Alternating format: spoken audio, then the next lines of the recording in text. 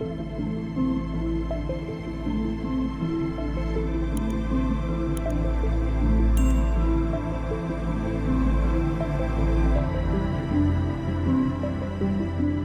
got a little bit of a theme going on throughout this season so far, haven't we? We've been using a brand new block and color palette for our build so far. We've been using some of the brand new weaponry and also weaponry I don't normally use. We've also been experimenting and playing with the brand new Nautilus mob, or in this case, the zombie Nautilus, which is a brand new way to traverse the oceans. Now, for today's episode, yes, I've probably done this before a few times, but I've never really dedicated like an entire episode to just doing this one thing. And that, by the way, is a suggestion by you folks in the comments area, and it's the comment of the day. So here we are with Muppet COVID saying, hey Python, great video once again. Maybe you could use your Nautilus to go explore some underwater caves. Oh yeah, I would absolutely love to do that. If you haven't caught the last few episodes, when you are riding on the back of a Nautilus, your oxygen depletion completely stops. But here's the thing, when you get off the Nautilus to go mine yourself some underwater ores, that will be the point in which your oxygen depletes. But here in Java Edition, when you place down a door,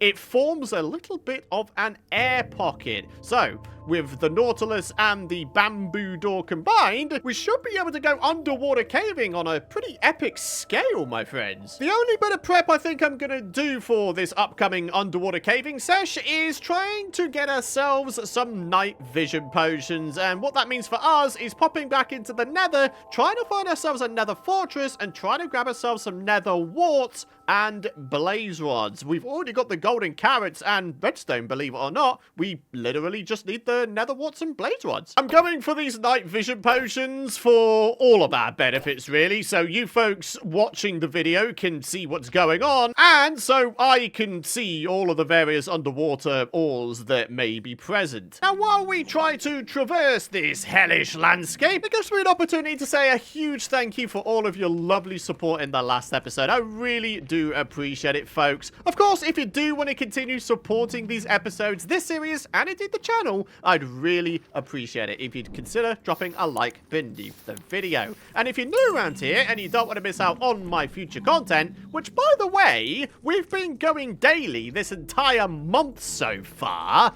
if you don't want to miss out on my future content, you're gonna want to hit that subscribe button with those bell notifications turned on. That way, you'll be the first to know when the new episodes roll out. Oh yeah, mushrooms! I'm realizing as well, we're at 24 levels right now. It probably wouldn't take that much to get us up to 30 levels, right? Kill some blazes, grab ourselves some quartz. All of that should result in us hitting 30 levels in no time, right? Ah, lovely. Python, the professional shroom picker, coming out to play here. Grab ourselves some red mushrooms. All right, so we've got two more types of shrooms we can get, the warped and the crimson ones. Then once we get ourselves some silk touch and some nylium, we should be able to start grabbing some nether trees in the overworld. Ah, go on! Yeah!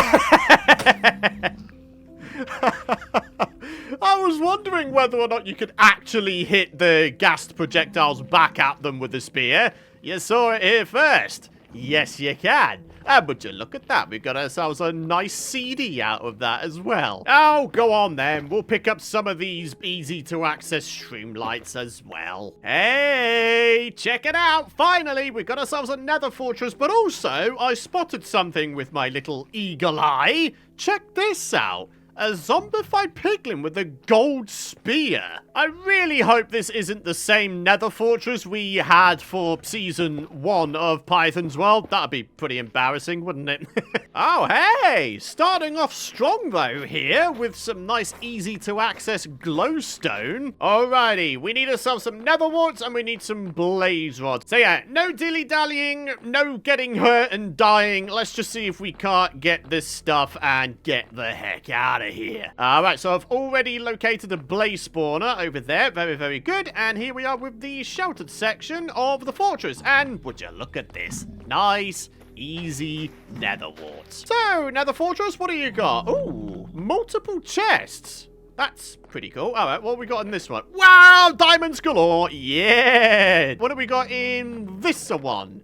Rib armor trim. My goodness me, this is a strong start. As nice as this rib armor trim was to find, we're probably not going to wind up using it this season because in season 1, the OP armor I made over there, I applied the rib armor trim to. So for this season, I think it goes the right saying, I'd like to apply a different trim to my eventual OP Season 2 set of armor. So if you have any trim and color combination suggestions for our eventual Season 2 armor, do let me know in the comments area down below. Another 2 loot chests to be had? My goodness me, this is a very loot-filled fortress, isn't it? Alright, so not much going on in that one. What about this one? Okay, so pretty typical, not actually that great loot in that one. Alrighty, I think I've explored all of the sheltered area here, so the time has come. Oh boy, I have not been looking forward to this. We now need to grind for some blaze rods. Oh, go on then, try me, sunshine. You're dead. You're dead. And, my good sir, you're dead as well. Ha ha ha ha! Well, what are we up to now? 1? I only got 1? Yeah, your boy is slapping these blazes around like nobody's business. I've been allowed enough time now between the spawning of the blazes to be able to completely encase the blaze spawner. It is now contained within a netherrack box room, which makes farming these dudes out a little bit easier, actually. Yeah, there we go. Right, I've got 17 blaze rods. So we've got the nether warts, we've got the blaze rods. I think the time has come to do just a little bit of Operation Skedaddle. And there we are, back home, safe and sound. We got a lot of stuff to do. Ah, very good. So 24 diamonds is now the amount we're at because of the 5 diamond top up from that Nether Fortress. You know what that means? It's time for a diamond upgrade. We are now bling blanged out of the wazoo. So there we are with a brewing stand. Let's get this bad boy fueled up. Then we need a bunch of sand to make glass and then bottles. And we get these bad boys filled up via this little corner waterfall I installed in the base.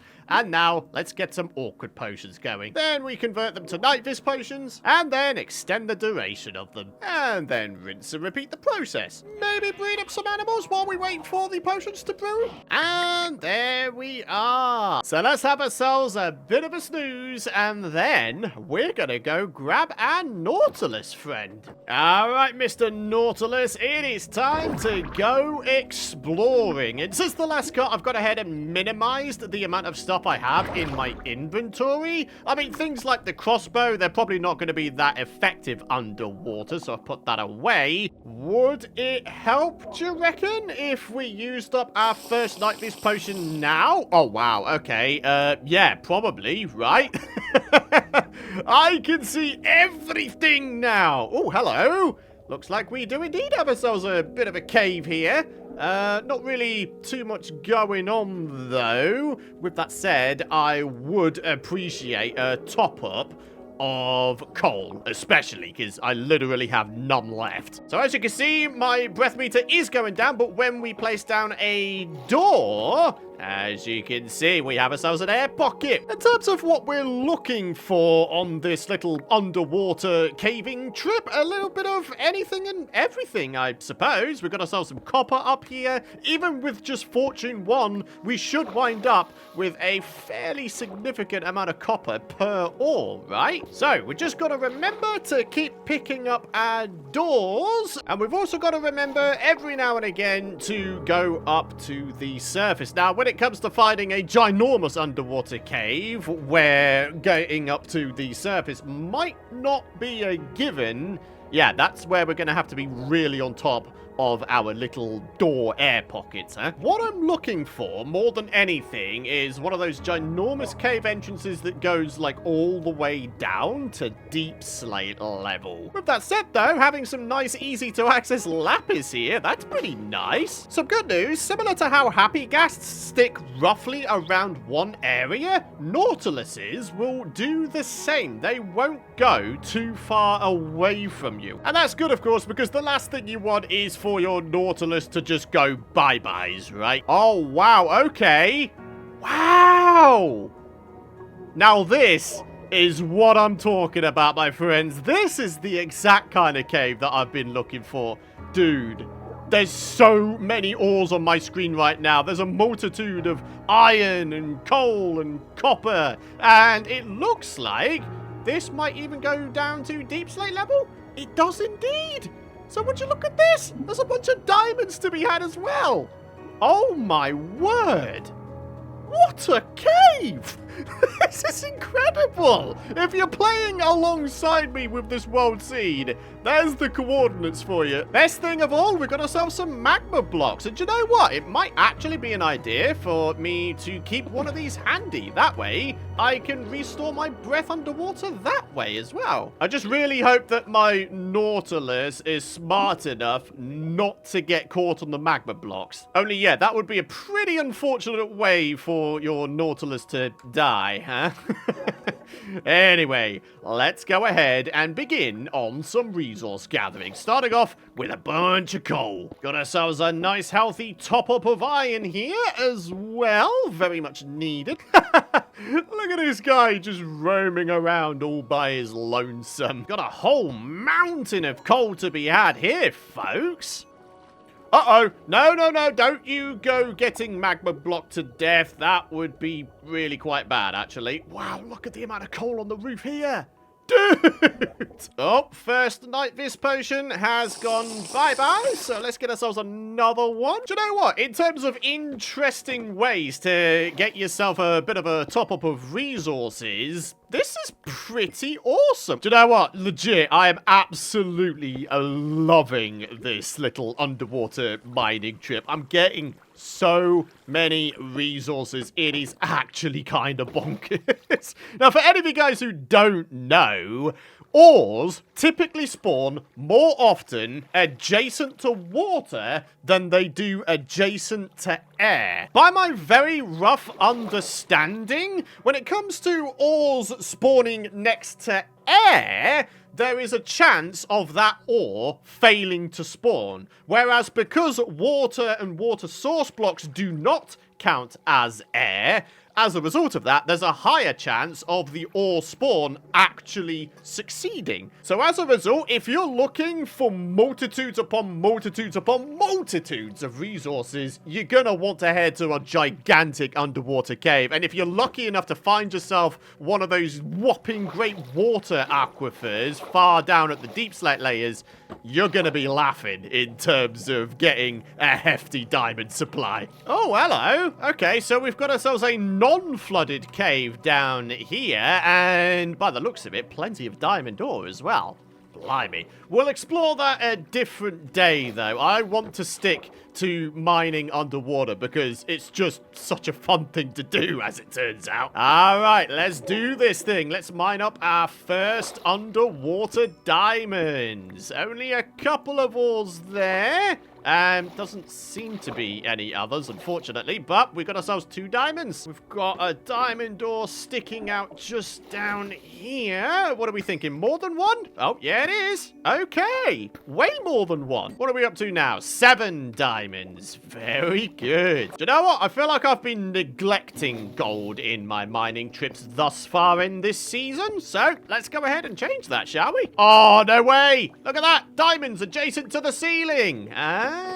Gotta be careful of that. That is probably one of the only downsides of mining underwater. Sometimes you might not see that some of your items are like rising to the surface, and in some cases, as you saw just then, they might get stuck underneath a landmass or something. So yeah, you definitely gotta keep your eyes peeled, my friends. Guys, oh, he's down there. I was just gonna say, where the devil has my Nautilus gone? Went for a little bit of an explore there, huh, buddy? All right, gotta be real careful. I'm gonna get off this guy, like, back here, and I'm gonna hope that he doesn't make his way over to the magma blocks. Please don't die via magma. That would really suck. Oh, what doesn't suck, though, is the amount of iron here. Wow! Can't go forgetting about redstone, of course. I'm not about to have Mumbo, Doc, and Etho come knocking on my door asking me what the heck I'm doing. Some more diamondos for you, boy. 1, 2... Oh, and a bunch of iron. All right. Look at this massive wall of coal. Absolutely beautiful. Alrighty, approaching the halfway point with our night viz potion. So, 3 remaining still. Ah, lovely. Some more diamondos. Oh, is it really only gonna be 1? Seems like it. Oh, I will definitely take this, though. Oh, at least 4. Absolutely beautiful. Okay, so that's what's that, a 5 vein? Not bad. And we definitely got more than 1 diamond out of some of those ores. What are we up to now? 19. Hey guys, check this out. Probably rarer than diamonds. Deep slate coal. Definitely not something you come across all that often now, is it? Alrighty, we're now on our second to last night vision potion. So let's see if we can't get a bit of a shimmy on. Oh, very interesting. I was wondering when I might start coming across some of these bad boys. The drowned. I always knew that they could spawn in underwater caves, but I didn't realize it would be, like, this rare. You know? I'm on my second to last night viz potion, and it's only now I'm coming across the drowned. Anyway, on a bit of a good note, one of these guys has a Nautilus shell. Get 8 of those bad boys and a Heart of the Sea, and I can make myself possibly my first ever conduit of this entire series, let alone season. One thing I have noticed is my Nautilus does not seem to be naturally regenerating health, similar to how a horse does, and I don't know how to heal these guys just yet. Although with that said, you tame the Nautiluses with pufferfish, right? So logic dictates that maybe that is the same item you need to feed to them in order to heal them. Look at the amount of resources we have now. Yes, I could go ahead and condense a bunch of them into their resource block forms, but come on, this is pretty satisfying to look at just as is, right? Go on, Minecraft, let there be a few more diamond ores around here for you, boy, huh? Plenty of iron. I mean, goodness me, look at it. It's over there, it's down there, it's over there, it's up against the little cliff there. Oh, it's everywhere. And there we go, ladies and gentlemen. The final countdown commences. The final of my 6 night vision potions. Alrighty, my friends, my final night vision potion is nearing its end. And, well, as you can see, this is a significant top-up of resources, isn't it? Over 2 stacks of coal, over a stack of gold, 19 diamonds, a good amount of iron, copper, redstone, and lapis. Just all in all, a fantastic amount of stuff we've managed to get. And in terms of my verdict for using a Nautilus for underwater caving, I honestly can't recommend these dudes enough. They really are a fantastic companion if you're wanting to go underwater caving, so you can try and get yourself more ores than what you'd typically get in a normal air cave. So, all that's left to do is to get ourselves home. Ah, there we are. There's our Nautilus highway, in fact. Here's the thing as well. That was just one enormous, massive cave we located in this vast, vast ocean. I dare say, if we look around long enough, there may be other unexplored underwater caves to be had, huh? Come on then, Mr. Nautilus, let's get you leashed up there, shall we? And yeah, absolutely no doubt in my mind, this guy has been the star of the show for today's episode. I mean, just look at all of the resources we got from our underwater caving session. And this is only with Fortune 1, by the way. Had we had Fortune 3, we probably would have entirely run out of space. And then probably, yeah, we would have had to condense down these things into block form, eh? But yeah, there we go, my friends. Quite a heck of a mining trip. I'm sure you'd agree. So on that successful note, it is time to wrap up today's episode. But before I do so, I do want to give a shout out to 404 Unknown Entity for the £5 donation since the last episode. Thank you very much for that, 404. Really appreciate it, buddy. But yeah, without further ado, thank you so much for watching. I really do hope you folks have enjoyed today's episode, exploring the Nether some more and going for that massive underwater caving trip. Of course, if you don't want to miss out on my future content, hit that subscribe button. But for now, thank you so much for watching. Really hope you've enjoyed today's episode. Thank you so much for watching. Have a great rest of your day, and I'll see you in the next one. Bye-bye!